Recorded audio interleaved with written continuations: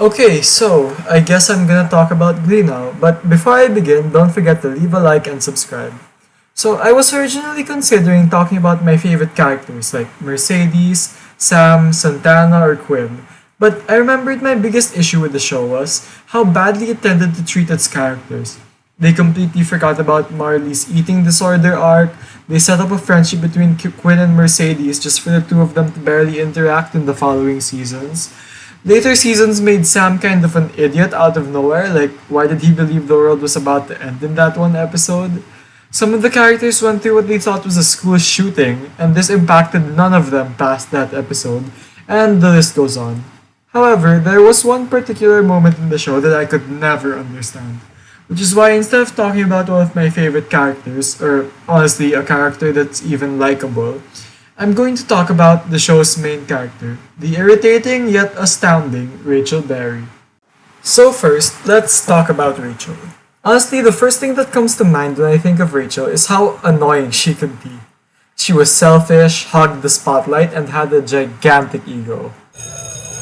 I'm shaking, and it's either from low blood sugar or rage. I knew it was only a matter of time before Rachel tried to take over the Glee Club.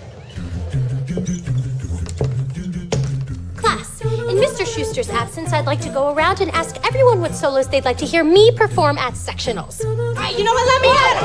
Go ahead, She threw a fit when she was told she wouldn't be getting a solo at sectionals. She sent Sunshine to a crack house because she felt insecure that she would take the spotlight away from her. And threw the most unnecessary tantrum when Santana auditioned to be her understudy when she was cast as Fanny Bryce in Funny Girl. But for every moment I wanted to throw her down a flight of stairs, Okay. Don't worry. there were also moments of admiration, or at the very least respect, for her determination when it came to her dream of being a star on Broadway. I can't understate how much of her character revolved around this goal. She put in so much work to hone her talents and ensure that she could make her goal a reality. Her eyes were always set on New York and Broadway. When Finn even suggested having a life together somewhere other than New York, she immediately shut it down. Yes, she was being selfish here, but it does show that she would let nothing get in the way of her goal. She never stopped trying to achieve her Broadway dream, even when it seemed hopeless. When her audition for the performing arts school NIADA didn't go well, she didn't rest until she got a second audition, which she luckily got when Carmen Thibodeau watched the New Directions win nationals, where Rachel performed Is All Coming Back to Me Now. Even looking at the songs she chose to sing, you could see how much her sights were set on Broadway. When the New Directions first competed at sectionals and had to change their set list at the last minute since the original one was leaked and the other Glee clubs stole their songs, Rachel had to do an impromptu solo. The song she chose was one she claimed to have been working on since she was 5. Don't Rain on My Parade, a song performed by Fanny Bryce, the character she dreamed of playing one day. When she challenged Kurt, and later Mercedes, to a diva off, what was her song of choice? Another Broadway hit, Defying Gravity from Wicked. Speaking of Wicked, she and Kurt's friendship only really blossomed when the New Directions were in New York for nationals, and the two of them snuck onto the set of Wicked and performed another song from the musical, For Good. After this performance, she told Kurt about how the stage, Broadway, and New York were her true loves. Another one of her performances that highlights this was the performance of Let's Have a Kiki/Turkey Lurkey Time. While I didn't personally care for this mashup, I remember reading a comment on social media once that said something like, "This performance must sum up exactly what it's like to be at a party with Rachel Berry." Everyone is singing one song, then she suddenly decides to draw attention to herself by doing a random solo from some random song from a musical. Rachel Berry's pure determination to make it to Broadway and how she refused to let anything get in the way of that goal was honestly one of her more likable traits. Not that there's much competition in that department.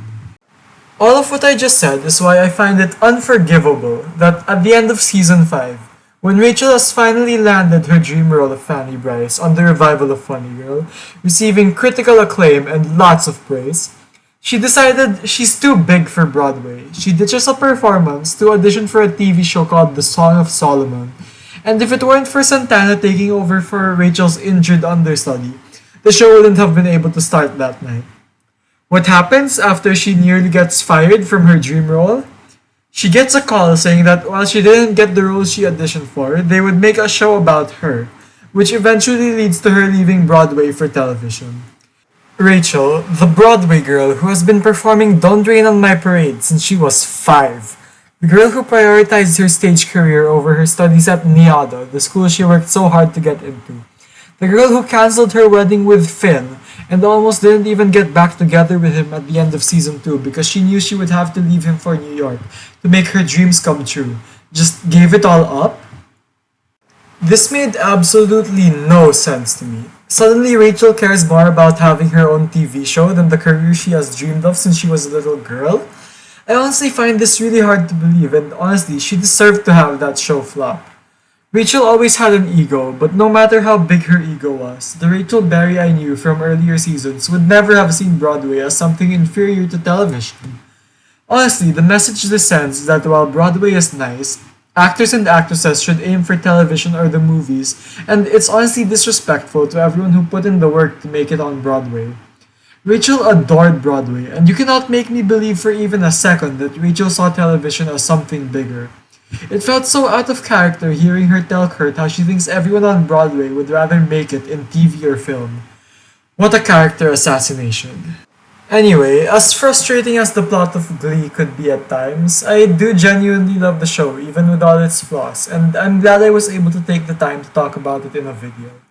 As annoying as Rachel was, you can't have Glee without Rachel Berry, and the character honestly deserved a much better arc. Well, that's that. Thanks for watching, and don't forget to leave a like and subscribe.